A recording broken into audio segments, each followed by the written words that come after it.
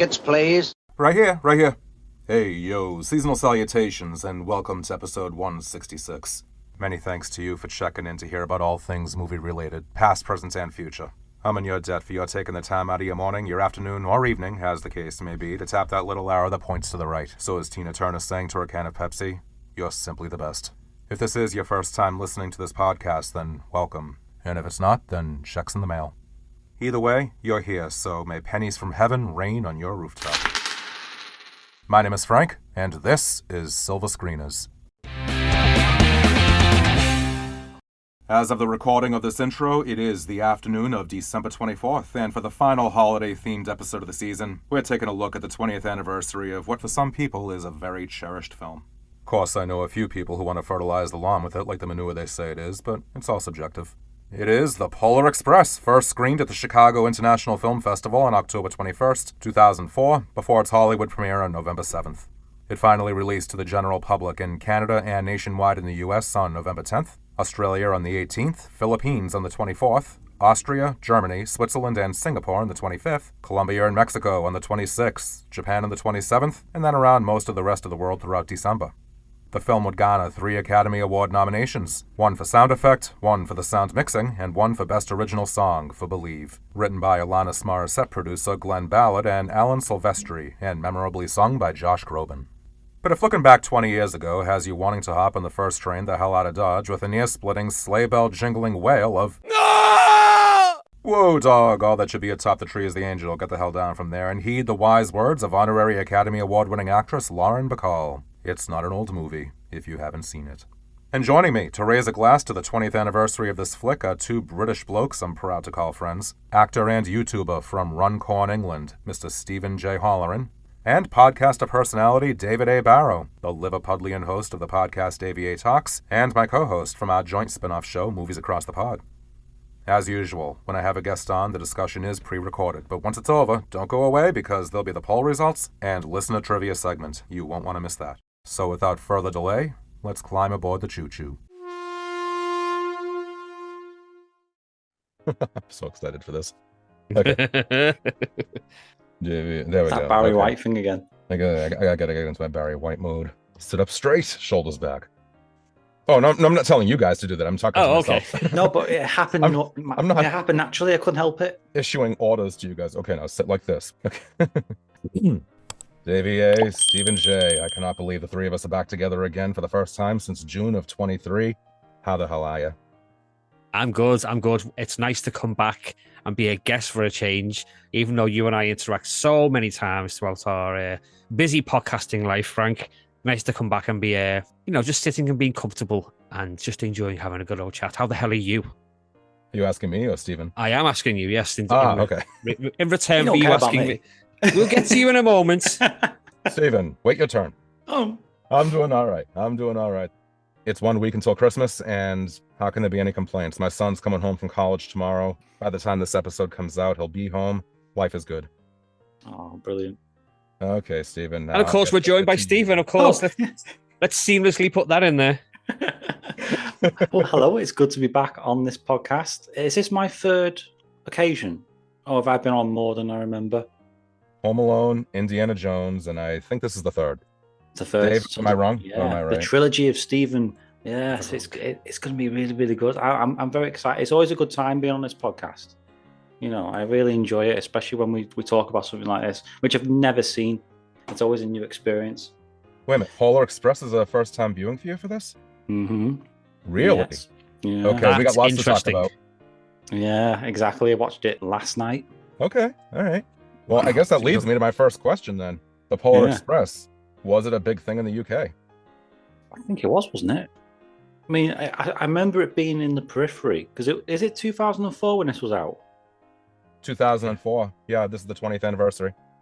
Wow. So that means, I was in college. It was in the background, and at the time I was, listening to Drop It Like It's Hot, and it wasn't quite what I was into, the Polar Express, and I didn't have kids at the time. And it begs the question, why didn't I not watch it with the kids when they were young? It just never happened. I just don't know how it passed me by. So happy to watch it now. It's mad because it did kind of slip under the radar with myself. I didn't see it when it got released in the cinema. It wasn't Yeah. until maybe a year or so later when I found it on DVD. Something I didn't see any kind of commercials for it. I didn't see any posters anywhere. It may be one that just kind of was quickly released and then quickly taken out of the cinemas, maybe over here. No, and it was an event thing. I remember it being a massive deal because of the graphics and what it was doing. Because it's art. Yeah. It's very much artwork, isn't it? This. It feels like is. an event moment in time, and Tom Hanks as well being in it.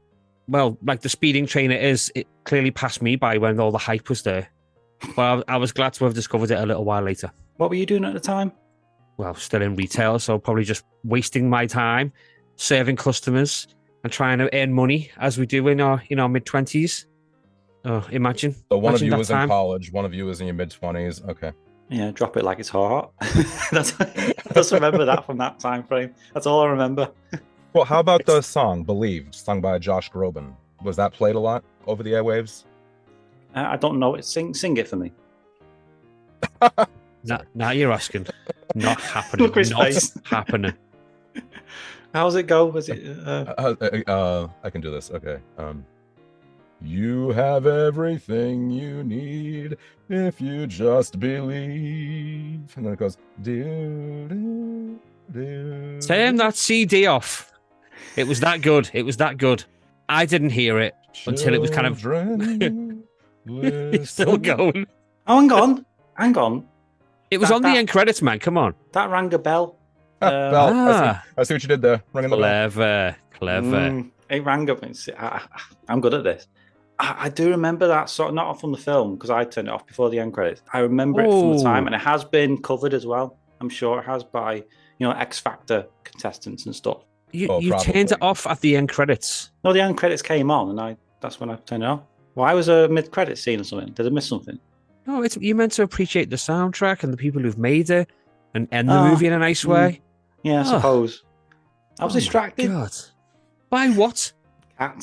Cats. Yeah, they were moaning at me at the time. Yeah, it's one of those films where even the soundtrack itself, while it's beautiful, the soundtrack. It's a really good soundtrack. But that song, that finale song, it wasn't something I'd seen mainstream in any like the charts or anything over here.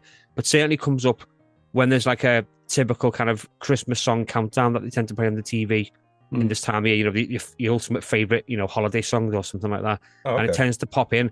And it's then when I'd think, I'm sure I've heard that song before. And then I put two and two together and realised it's from Polar Express. But like I said, it slipped under the radar with me. I wasn't aware of the movie until it was out on the shelves to buy. And when was that? It was probably a couple of years after I first discovered it. So you probably so it was fairly not long after 2006 that or so. All right. It just completely passed me by. I just didn't see it or hear anything about it until it became sold on the shelves, and DVDs and so on. I didn't see it in the cinema. I didn't see any hype about it at the time. I don't know. It just wasn't something I was looking out for. So, like I say, it just passed me by. Maybe it's because I'm regretting it now, though. Yeah, because I was acting big time at the time. I was doing TV stuff and that. So obviously, creative people all talk about stuff like that, don't they? They get all excited. So maybe that's how I knew of it, but I wasn't really interested that much in it. A bit like when you see like Frozen or these big milestone movies that just sort of capture everyone's imagination and go nuts. I think this is one of those times, and I just completely missed it. I haven't seen. What about you, Rocky Frank? well. Did you see it when it was released in the cinema? No, I didn't. My son was born in December of 2004, so first-time parents. We were housebound. Of course, you know, my wife was obviously October, November. She was late into her pregnancy, and he was born 3 days before Christmas. So going to the movies was not an option for a while at that point. Well, nothing is. Well, the song "Believe" was nominated for an Oscar for Best Original Song. That's why I wasn't sure how much airplay it got internationally. We'll have to look it up. Glenn Ballard and Alan Silvestri. So, of course, he's famous anyway as a legendary composer. For me, because he did the Back to the Future soundtrack, that's where I always hear that name spring out to mind straight away, because that's the most dominant soundtrack that he's created that I'm always thinking about. I know he's done a lot of others since, but that's the one that really jumps out at me. Directed by Robert Zemeckis. Nice little tie-in there. Wait a minute. What if the Polar Express was Doc Brown's train? Oh, you genius. I can think of about 25 sound effects off the top of my head that I can insert right at that moment, what you just said. Oh my god. Oh my god. Oh my god. I love when things cross over. So good. Okay, my next question. Tom Hanks playing every role. Yay or nay? Now, Worked for me.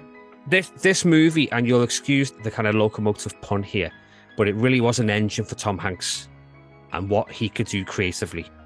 Now, for those of you who haven't seen Polar Express, where have you been for 20 years? But for those of you that have, this film features many variants of Tom Hanks doing various types of characters, various types of accents, and portraying quite a few different characters. It's a testament to him how he can get himself so involved in more things to do in the movie. He's not just playing one character.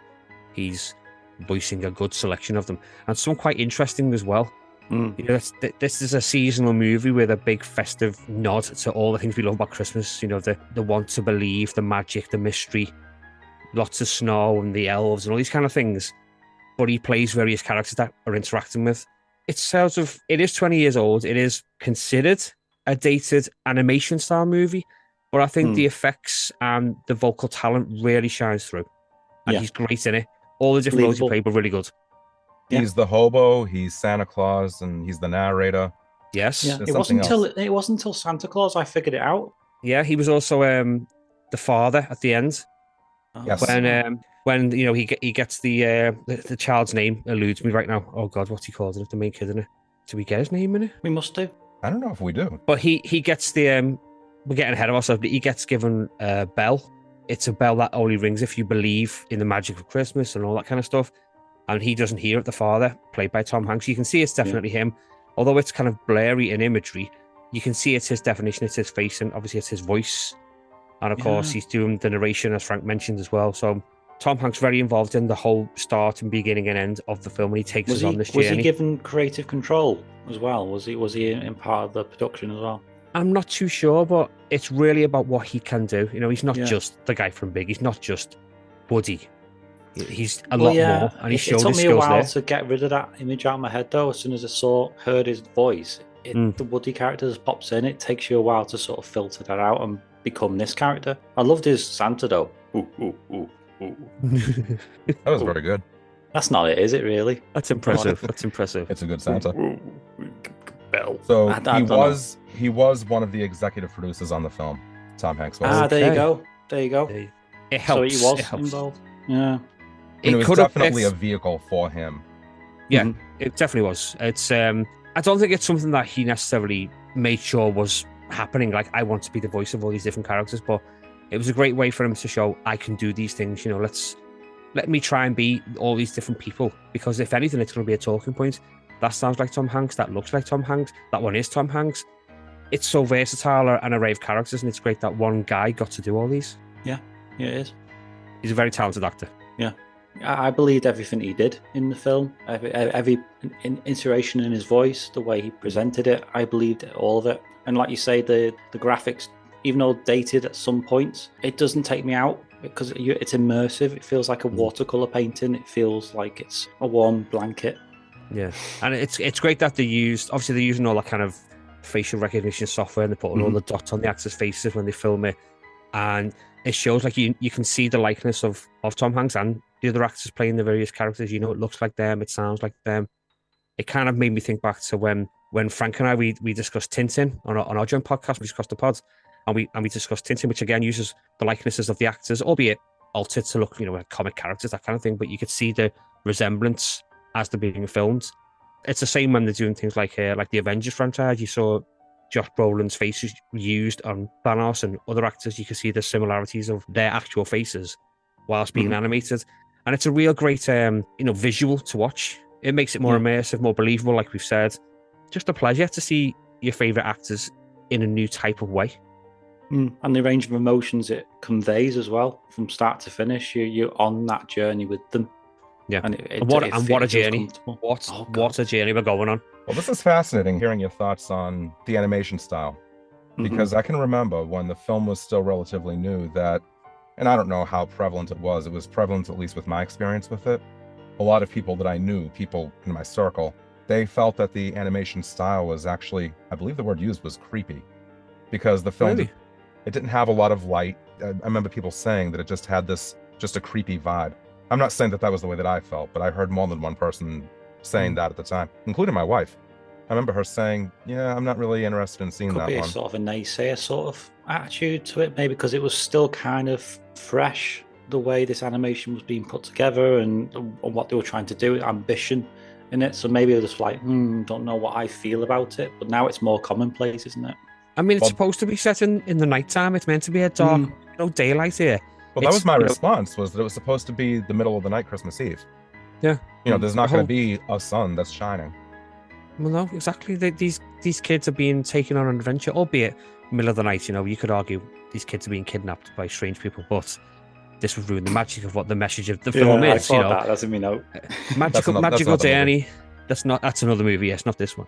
But yeah, it's all mysterious. It's middle of the night. They're all kind of, is it a dream kind of scenario? Are they still sleeping? Are they imagine the whole thing? But of course, it's a bit nice. They're going to visit Santa in the North Pole. They're going across icy ravines and frozen lakes and being given amazing looking hot chocolate, which made me salivate, I might add. Of course, that night time, it's got to be a dark movie. It was all daylight and sing-song. It would be a different film altogether. Yeah. This isn't the kind of movie where it's meant to be musical. I know we had a few little singing bits in there, like the hot chocolate scene and the girls singing in it. They went full on. We got it. Exactly. We got it. Such a great sequence. I want those aprons that turn at the table straight away. Just, get that on Dragon's Den immediately, because they will sell like hotcakes to go to hot chocolate. Or hot chocolate. But because it wasn't a full-on musical vibe, you got small little musical interludes, but they were big sequences and big song and dance where everyone gets involved, because you all know I hate musicals anyway. So it's just a short little, let's have a quick song, and then let's move on and let's get this adventure on. And it is more about the journey and how they get on, and if they get into a spot of peril, how can they get past it, and just visually a treat to watch. Yeah. You know what I liked was, I liked all of the additional kid characters. Yes. Even the annoying one. Even the annoying one, the know-it-all, which is how he's billed in the end credits. Yeah. The thing is, though, he's painted like an idiot, but he also knows a lot about trains. Yeah. When he mentioned the entire make and model of the train, it wasn't just, the Polar Express. It's not just that. It's like, a such and such model with 2-194, whoever it might be. Yeah, exactly. He's a very knowledgeable kid. See, I liked it when they saw Santa and he was saying, me, Santa, I want the first gift. And Santa turns to him and says, a little humility might do you good. And he goes, yes, sir. Yeah. So he's not a naughty kid, is he? He's just a little bit sort of absent-minded. He's not a bad kid. He's just, he's a know-it-all. The character's name is know-it-all. None of them have names. And that kid that got on late, I don't know his name. The lonely boy? Yeah, he looked like me a little bit when I was a kid. Oh, bless you. Very sad, sat on my own. Oh. On the train being whisked away by a stranger. Cue the violins right now. Here we go. Yeah. Did you at least get good hot cocoa out of it? No. Someone came and gave me one, though, but she spilt it. Damn, boy. Wow. I never had a good night. Shame. Yeah. Actually, just while we're on the topic of hot chocolate, I just want to ask a quick question, because I've seen this on a lot of American kind of shows and films and stuff, and it's something I don't think happens over here, certainly to my knowledge anyway. But you see people serving hot chocolates, hot coffees at Christmas time, and they put a candy cane in it for decoration and to sometimes stare with. Oh yeah. Is that something you do over there? Because I've never seen anyone stare a cup over here with a candy cane. Oh yeah, not just coffee and hot chocolate, martinis. I mean, there's candy cane martinis. Okay. Like that's literally what it's called, is a candy cane flavored martini. Yes, a lot of mixed drinks. It's not an unknown thing here. I mean, I like minty hot chocolate and stuff like that, but I've never seen it used as a stirring implement. I know it's probably going to impart flavor. That's the whole point of it, and it's festive and stuff. But I've never seen it served over here as a stirrer. But it just intrigued me. I think I did it once or twice with my ex. I actually got some candy canes in the tree now. As you should. Add mint and that, and you put it in the hot chocolate and give it a good stir. Yeah, I've done it in the past, but it's not something that comes naturally, is it? Not over here. No. Not over there. Huh. We're just not fun over here, are we? Well, we were talking off mic about America's obsession with sugar, so this is just Exhibit A. Sugar. That's not I even also sugar. really liked the character of the girl, who's billed as Hero Girl. Yes. Hero Girl, and she's voiced by Nona Gay. I don't know her from anything else, but that's the actress who provides the voice, who did the motion for it. Yeah, she's the one animation that it has a lot of presence and a lot of soul in the eyes. You can see a lot of expression coming through there, and I really like that animation. The eyes, I agree with you. For me, though, even more was the smile. Yeah, Yes. She had a really magnetic smile. hmm Like, she drew you in. So and that was the point of her character. She was that warm to everyone around her, so I was drawn in by it. Really good character. Even to know it all. Even to Yeah. know it all. And did you know that the Lonely Boy was voiced by the late Peter Scolari? Do you know him? Peter Scolari. Did he have a fan base in the UK? He It's was not a name that jumps out Not at one me. that pops out to me. He was a television actor primarily. He was known for the Newhart Show, the Bob Newhart Show in the 80s. I know of the Bob Newhart show, but I don't think it ever transferred over here. He was also in Bosom Buddies with guess who? You've I'll lost give me you- there, Frank. I'll give you a hint. He's in the movie in Well, multiple roles. I'd say Tom Hanks. Tom Hanks? Yep. So that one, I guess, never read over there either, Bosom Buddies? No, I'm No? afraid no. I don't know of it. But it's one to potentially pitch when we come back together. You never know. Hey, there you go. Bosom It's- buddies meaning that they're close. Yeah, they're good friends, Yeah. but it's also, how do I put this?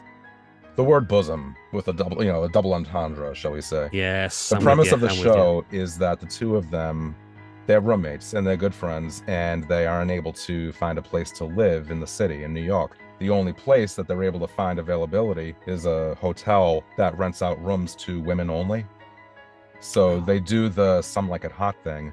So they dress up in wigs and dresses and the whole thing. They pretend to be women, and every time that they are not wearing all of that stuff, anytime they're being themselves, they pass themselves off as the brothers of these non-existent women to explain the physical resemblance. It's a very one note. It was a sitcom. It was a comedy. It was slapstick comedy, and it was a one premise, one joke kind of a show. By the time you got to episode 3 of season 1, it had worn pretty thin. Hmm. It lasted only 2 seasons. But that was where Tom Hanks got his start. That was early 80s. I want to say 80 to 82 or 81 to 83, something like that. But the two of them were the Interesting. two leads in that, so Polar Express was a little reunion for them. Well, Very that's me different. educated. I'm glad that I'm here to educate you. Educate me. Nicely done. I don't have a teaching license for nothing, No, you got it for free. You paid for it. You paid for it. Sorry, I did the joke wrong.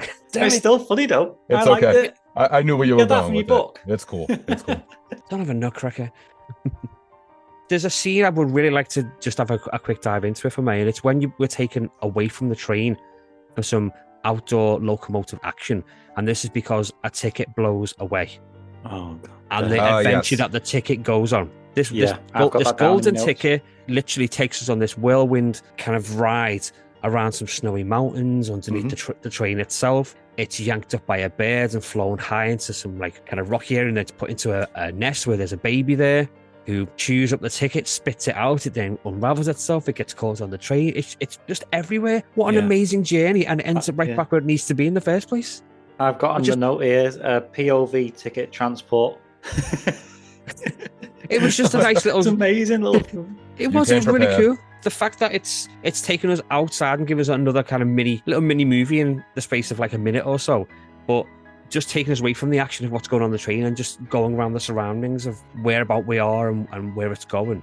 And he got caught in an event in the same train. Yeah, We have to chase it around again.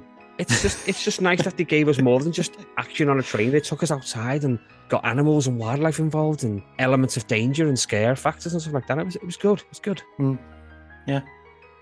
Relevant to what you just said, this whole scene that you're talking about with the runaway ticket, Polar Express was released here in 3D. Was it Oh, released in 3D over in the UK? I'm assuming it was a global thing that it was. There but- must have been. There must have been a 3D version, especially because you see when the train's coming to a stop and the kind of snow breaker comes right up to the front of the screen. Yeah, So yeah. I would imagine that would be in 3D as it's coming right at you.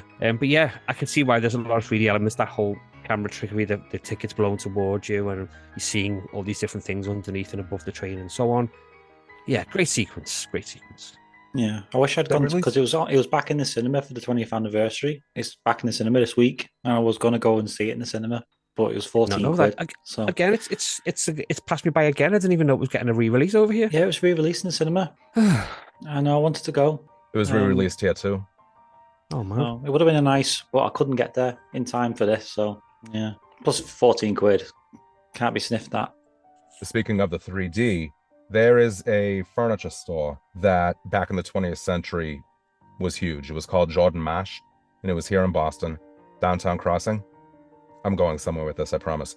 And every year they had a Christmas display. They had all these life-size mannequins, and it was all small-town Americana kind of a setting, you know, the local barber shop, the local post office, cozy living room homes with the whole family in the seats and the tree up and the whole thing. So Jordan Mash closed maybe about 30 years ago, give or take. And a Macy's went into its place. The Christmas set, the mannequins and just everything. There is a Jordan's furniture store that is right down the street from me in a town called Avon. My point is that every year at this time of year, Jordan's Furniture, they'll open up the Christmas Village, as it's called, the Jordan's Christmas Village, and it's free. And you can go in and you can walk around and take a look at the whole display. You pay a little bit more for the extras, but the extras include a laser light show in a small theater set, of course, to Christmas music, as well as a 4D presentation of clips from the Polar Express. So this was an annual tradition. When my kids were growing up, the four of us would go to Jordan's Furniture. We would walk around the village and we would watch the laser light show, and we would watch, it's probably cumulatively maybe 10, 15 minutes worth of the film. And it's all in 4D. So you're wearing the glasses and everything's jumping out at you, but you're also smelling the hot cocoa. They do little misty sprays of water when the train is skidding across the ice and the ice is flying into the camera. That's a really cool experience. So my point is that when the two of you come to Massachusetts, maybe during the Christmas season, and I will take you to Jordan's Furniture, and you can experience Polar Express in 4D for yourselves. That sounds epic. Dave, we have to now.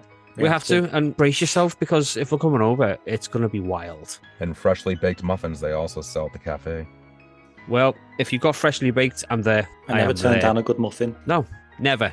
Put your eyeballs back into your sockets, Dave.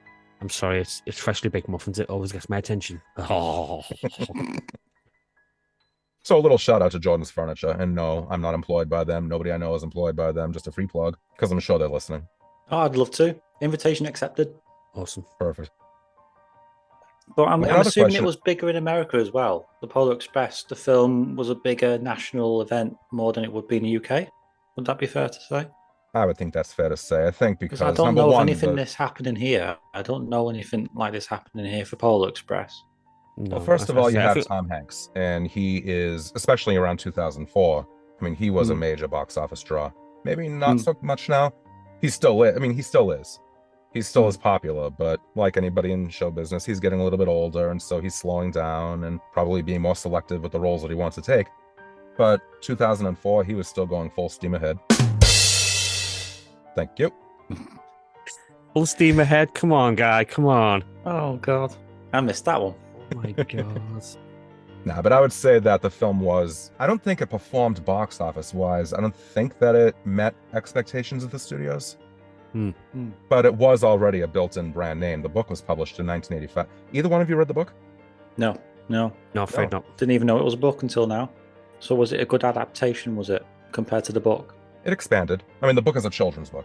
Oh, so it wasn't not like Harry Potter would be or something more. Oh, no. Nothing like that. Nothing like that. It was more along the lines of a children's book of 'Twas the Night Before Christmas, the poem, or something like that. It's a good book. I mean, it's really sort of became a childhood staple, I think, for a lot of people.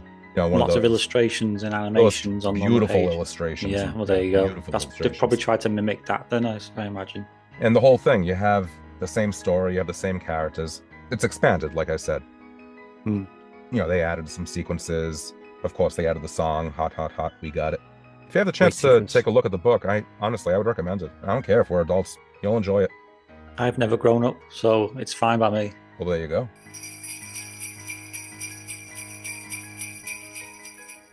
The magic of Christmas must keep going, but you have to believe in order for its powers to still be valid, which is the important takeaway from this film. If you have the belief, anything is possible and the magic can live on. The main question is the bell still ringing for you? That is the essential question that the movie poses to anybody who's watching, from kids from 1 to 92. Well, we're all fathers, aren't we? So is it still ringing? Is it still ringing loud and proud? Depends on the day you ask me. You quoted the great lyric there, and it still went over his head. I was thinking about the bells. No, but he said from Kids from 1 to 92. Isn't that from Nat King Cole? Merry Christmas to you, or whatever it is. Is it? Chestnuts roasting on an open fire. And I recognised that, and Steve once again didn't notice, and it went straight over his head. No, it always goes over my head. That I need to hear this tune.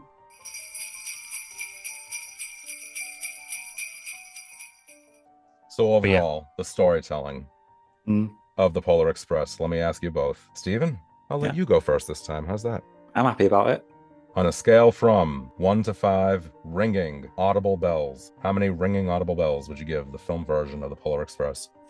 Oh, I don't know. 4.5, 5. There's nothing really wrong with it, in a sense. It does everything it needs to do. So I don't have any issue. So I reckon it's about a high mark for 4.5, 5. Would that be fair? Hey, it's up to you to decide. It's all subjective. That's how I feel, anyway. I don't have any real issues with it. It was when it was brought out, and even now translating it from my more modern eyes and what it's trying to do, it's really good. I mean, there's lots of notes here about other things, like even talking about the way when it goes to Santa's village. Is it called the village, that? And they're all treating it like a ceremony, like the royal family would. So it's like bum bum bum bum bum bum bum, and Santa's coming, and he's coming through. It's like the royal family when they could do their majestic parades and that. And that's how I imagine Santa would be if he's real. He is real. Yeah. You doubting Tom. I just heard rumours. Any other favourite scenes, Stephen? I was on the edge of my seat when it went over the ice, and the train was like sort of not breaking up, but it was sort of weaving. And that viaduct, who built that viaduct? What a waste of bricks. But I enjoyed the spectacle of it. That's my vision of it. I sat down last night to watch it after work. You know, you get home from a miserable warehouse. You sit down and you're sort of transported back to where you were as a kid. That feeling comes out again, and you feel like you're listening to the bells again. So I'm happy. What it's all about. Anyway, Davey, I'll let you talk now. Seeing as you passed it over so nicely, for my rating, I will be giving it 4 ringing bells. Now, it would have been 5, being that it was a thoroughly enjoyable, really well animated, great storytelling movie with a problem. Oh. And that problem is, yes, there's been many versions of the classic Santa story and the classic Santa sleigh and the reindeer and the sack of presents and him going around the world and so on. How, in the name of all things holy, did that ridiculously oversized sack balance on the back of that sleigh? Because it was clearly 7 times bigger than the sleigh was. How did it manage to take off and not drop anything? And that is why it went from 5 to 4, because of that one piece of continuity problem. What? That's surely only half a star. No, I don't want to cut a bell in half because it won't ring anymore. So I'll go down to 4. I don't know, but Santa's sack is massive. I realised that. Okay, a fella can take that one or two ways. It. Yeah, well, yes, and as it's the season of smutty comments, you can get away with it. However, if that sleigh was just bigger to house said sack, how big? Then wide enough to accommodate a giant magical sack anyway.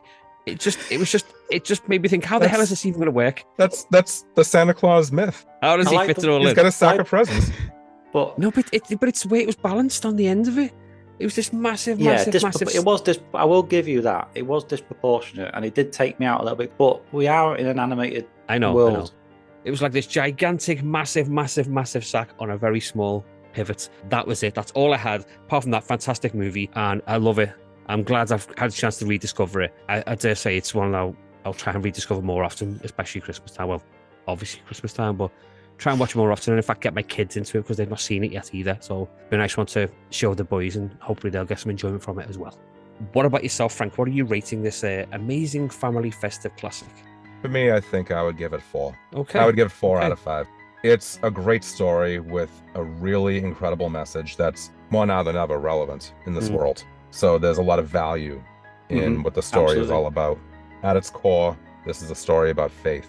This is a story about believing in the impossible, believing in the magic, not just of Christmas, but just in the fundamental goodness of humanity. Yeah. Because once we've lost faith in that, we've lost everything. Exactly. It's a great reminder to me of what we need to remind ourselves of. If I were to take away anything, honestly, I just think that every once in a while, the momentum kind of got lost.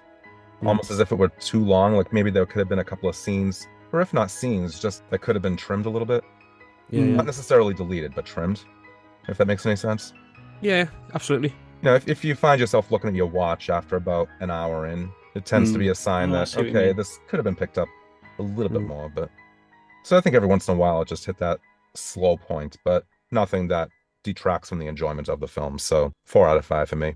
Cool. So I'm the only one who went that extra half forward. Am I not allowed to split it in half? You can You do can. whatever you want. I suppose if we're really getting really nitpicking, then the only thing that we can majorly take from it as a problem is the fact that a gigantic train pulls up outside these kids' houses in the middle of the night with lots of bells and noises and shouting, and nobody else wakes up except for the kids. Because they can hear it. Yes, I know, but was it a dream? We don't know. It's magic.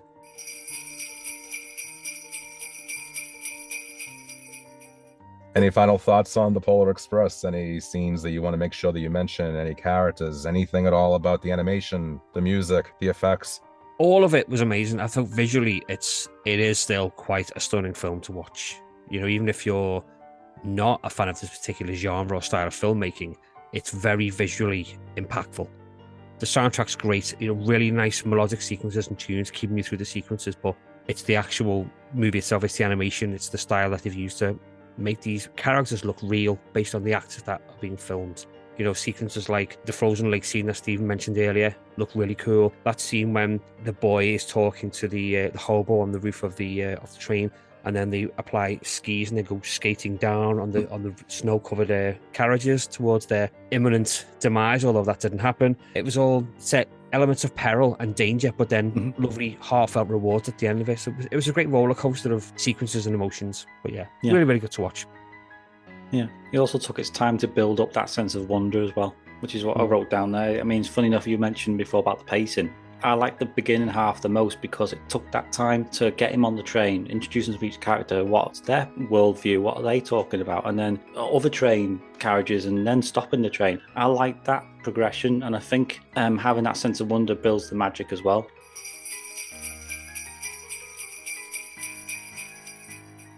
Stephen, Davey A, it is so good to get the three of us back together again. Well, absolutely. Us. Yeah, it's been a while since I've done something like this. It's because I went a bit silent for a bit. It's nice to sort of be back doing some guest stuff and just having fun, really. So thanks for getting me back on, and for something so nice as well, so festive. The privilege was mine, honestly. So I want to make sure that you do have the chance, both of you, to plug your projects, YouTube channels, podcasts, blogs, whatever it may be. Fire away. Why don't you go first, Stephen? Oh, me first. I'm starting back out again now on YouTube. I'm starting to do little things. I've got lots of things coming up in January, February time that I'm trying to keep to myself because I don't want to say it and then not do it. I want to sort of take my time with them. But obviously, you probably know about the pub tours I'm doing, about the reviews that I'm starting, the interviews that I do, which I want to do used to as well. I want to get you on in person. I mean, tell you what, my first international interview, I'll go and see Frank. That'd be good. Stephen International. But yeah, my channel is Stephen J Presents on YouTube. So that's where you'll find me. And yeah, you'll have a lot of fun on my channel. I'll do a lot of different things.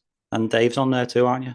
I am indeed. I'm Dave, Davey A to some, and I'm the host of the Davey A Talks podcast, as well as the co-host with my dear friend Frank over there for Movies Across the Pod, all things film related. I don't have a YouTube video to offer yet, but I am available on all the socials at Davey A Talks. Why don't you search for me and join my journey and Frank's journey and a little bit of Stephen's journey as well. Great guys behind these mics, so give them both a listen or a view, as the case may be. So wishing you both a happy holiday season. Whatever you celebrate, winter solstice, Christmas, December 25th just being another day of the year, whatever it may be, happy holiday season, season's greetings, happy Yule, happy 2025. Yeah, Merry Christmas. Thanks again to the two of you, and keep on screening. Take care. Bye, everyone. Bye.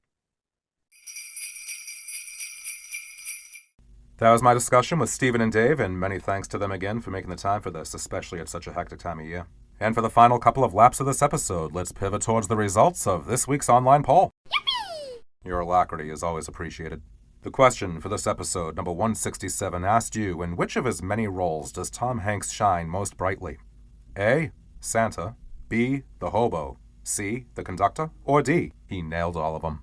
On Instagram, it was a clean sweep for D, all of them. while on Threads it was 50% for the hobo and 50% for D. Meanwhile, X/Twitter voters handed 2/3 of the votes to D, with the remaining third for the conductor. And from the Silver Screeners Facebook group, it was another clean sweep, this time for the conductor. So in aggregate, it is C, the conductor, that takes the tinsel. A huge thank you to everyone who voted. As I always say, these polls are just silly fun to generate interest in each upcoming episode, so thanks for being the ones to make it happen. You'll find these polls on my socials whenever there's a new episode being planned. All you gotta do is join the public Silver Screeners group on Facebook, follow me on X/Twitter at FilmBuff1974, Instagram and Threads, both at Frank Mendoza 1974, Blue Sky at silverscreeners.psky.social, or you can simply email silverscreenerspod@gmail.com. You can also ask to be added to the monthly Silver Screeners email newsletter, and it is full of fun movie-related content, including links to previous podcast episodes, both Silver Screeners and my spin-off, Movies Across the Pod, which, again, I co-host with Davey A from DaveyATalks. There's a recommended movie of the month's schedule of my film talks, some in person, some virtual, and some both, celebrity birthdays, and more. And you can breathe a sigh of relief because everyone is BCC'd, which means everyone's emails remain safely unseen. And finally, before we say until next time, there's one more thing. The listener trivia segment. In each episode, there's a different trivia question that's directly, and sometimes indirectly, related to the movies or the cast and crew involved. Answer any trivia question from any episode of this podcast at any time, because there is no cutoff, no matter how far back you go through the 166 episodes that have been put out there over the past 3.5 years. And in addition to a shout-out in the next episode, you'll also get a movie-related meme sent with a personalized greeting. And if you'd like, let me know if you're a creator, aspiring or professional, of anything from music to podcasts to films to hot chocolate. Always happy to give you a no-strings-attached plug, because people help people, and that is what we all have to do to raise the vibes in this world. So let's get vibin'! Last time, we took the time to sing with Bing with a look at 1944's Going My Way and 1954's White Christmas, both starring Bing Crosby. And the question was?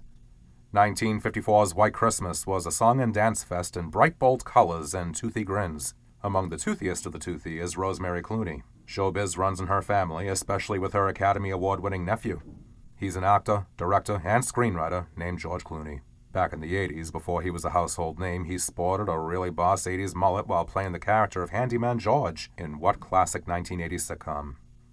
The show stars Charlotte Rae as Edna Garrett, who started out in the series as house mother to a bunch of preteen and teenage girls in their dormitory at a fictional private all-girls school named Eastland. After a few seasons, the setting changed to a pasta and cheese shop that Mrs. Garrett opened, which then became a novelty store called Over Our Heads, which is when George Clooney joined the cast for a whopping 1 season. Name this 9-season-long sitcom with such lovable characters as Joe, Blair, Natalie, and Tootie, all of whom keep Mrs. Garrett on her toes. And the answer is... The Facts of Life! The Facts of Life! A movie-themed meme with a personalized greeting is on its way to the following to these fine folks.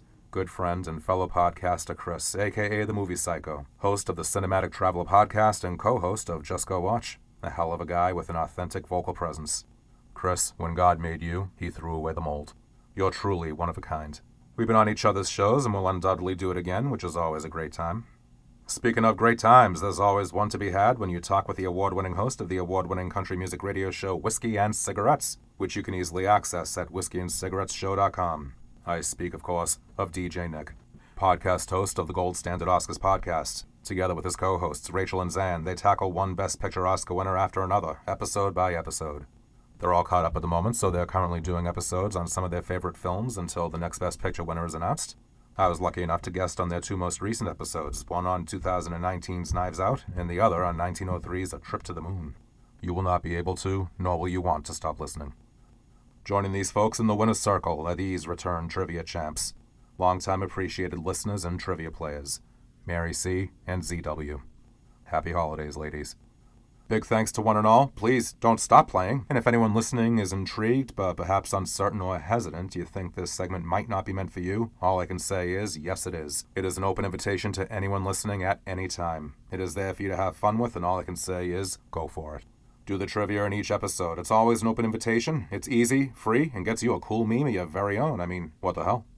In no time like the present, give this episode's question a whirl. You ready? Yes! Polar Express star Tom Hanks had an enjoyable run in the romantic comedy genre in the 90s with leading lady Meg Ryan.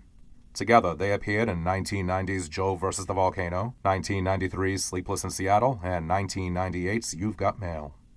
Despite this pairing's obvious box office power, Meg Ryan is probably best known for another romantic comedy from 1989, in which she stars opposite Billy Crystal.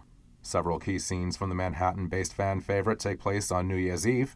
At the stroke of midnight this New Year's Eve, will you have what she's having? If you know, you know. If you're not sure, just Google that line and it'll come back to you with salad dressing on the side. Name this 1989 film directed by Rob Reiner and written by the late Nora Ephron. Go ahead and send in your answers, and do not hesitate to hit me up on my socials with any reactions or comments on anything from today's episode, or any other episode for that matter.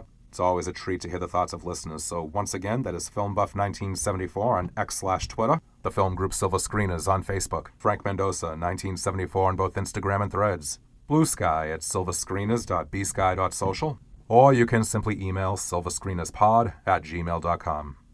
And there is episode 167, signed, sealed, and stuffed into your stocking.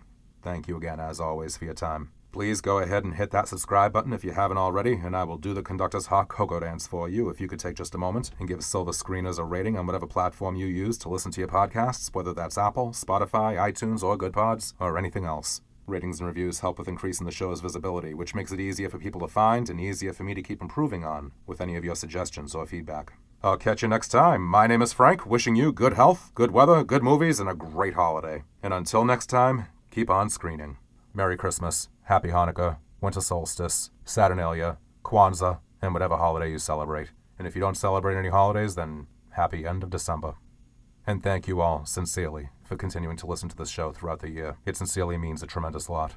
And I leave you now with the soothing sounds of a festive crowd of Santa's elves, all excited for the holiday season as Hermie the elf, finally a dentist, plops himself at the piano and tickles those ivories for a rousing solo of Jingle Bell Rock.